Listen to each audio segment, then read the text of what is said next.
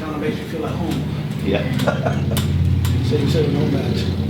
Glory side.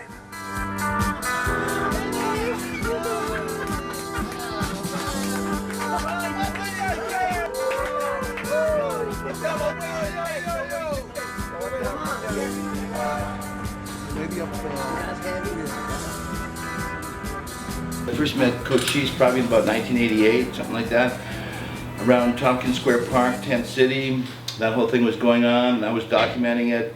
And then he was told by this menacing girl, this problem child, that I was videotaping them and giving all the information to the police. So he came down here to sort of jack me up and ask me about it and whatever. And so I went outside and we talked, and it's like after that everything was cool. I do some crazy shit sometimes, you know what I mean? Clayton influenced me to do these things. He created a monster, you know what I mean? Yo, he's fuck. This guy was dangerous when I was a kid. How you doing, man? How you doing, man? God bless you, man.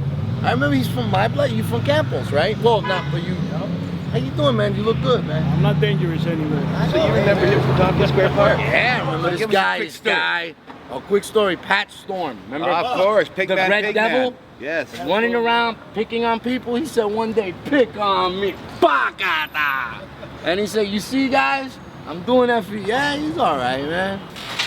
Satan Sinners, Nomads. The black part of the sinners, of the name Satan Sinner, actually represents the death of our enemy. The red, it was the blood of our enemies.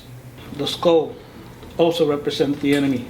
Our tattoos, SF, sinners forever, forever sinners. The black cross of death, GFSD, God forgives, sinners don't. Again, the black cross with the red swastika had nothing to do with anti-Semitism or KKK, simply meant the red symbolizing death of our enemies, the blood of our enemies, and the black, the death of our enemies, sinners forever. Here's our fist, two cross lightning bolts, Satan sinners, the swastika, death to our enemies. Satan sinners, Satan sinners. We were dedicated to it. We were dedicated to the devil, you know. It wasn't just gangs. It's a lot of dark activity, you know. So we also, I remember as a kid, real quick, I remember as a kid one time, I don't know if this was the same, but I remember one time I used to put up my gang colors up on the wall, and I was constantly staring at them. They were my idol. They were a symbol of death, symbol of my lifestyle. One day I fell asleep and I saw the devil just standing right there. You know, it's like he was saying, you belong to me. Now all I want to do now is to help young people.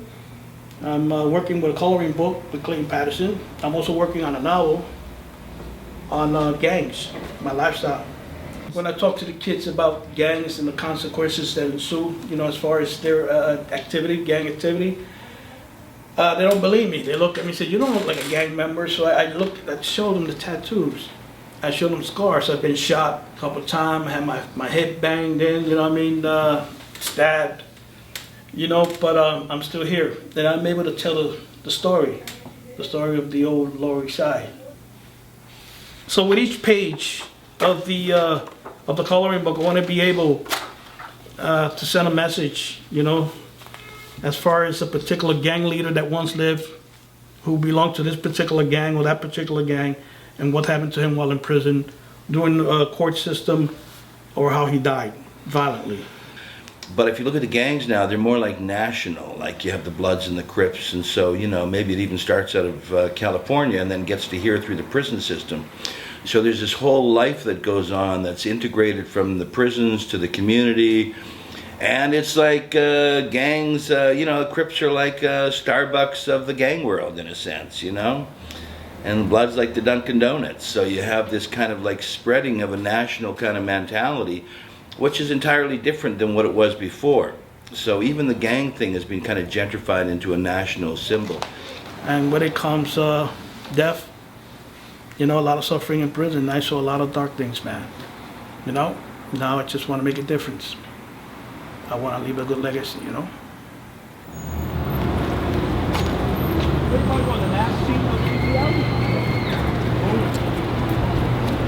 So here we are.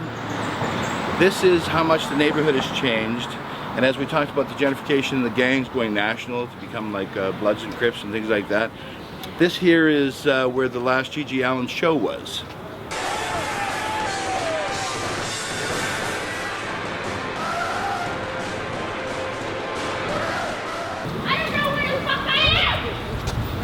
This is the pole where G.G. was banging his head on. He took the last photo, one of the last photos of me and G.G. Allin as he was coming out of that concert, covered in dung and blood. He hugged me, man, because I think at that time he wanted to take pictures at the Shackle Club. At that time, the whole neighborhood was interconnected in one sort of way. It was all one and all connected. Once you get to gentrification, a lot of those connections became disconnections, and it ended up sort of killing the whole spirit of the neighborhood. So things maybe became safer, but less of a community. Hey, everything changed. Yeah, Everything's for the new. better. It is for the better. For the better, because That's how I see it. Well, It we got started two to against get- one here because I don't think it's all bad. I liked it before, but whatever. well, I mean, you it know was a what I real like neighborhood about it then. now, man? You can't sell drugs in Campos. No, Those no, all kids, that stuff man, is that true, shit, yeah. that shit was getting Big crazy, kids, yeah. man. No, you're right. You're right. You're right. Crack, you know, that shit destroys. killing, a lot of Yo, killing, that man. shit still got an effect on the block, man. Yeah. Fucking 3 generations later.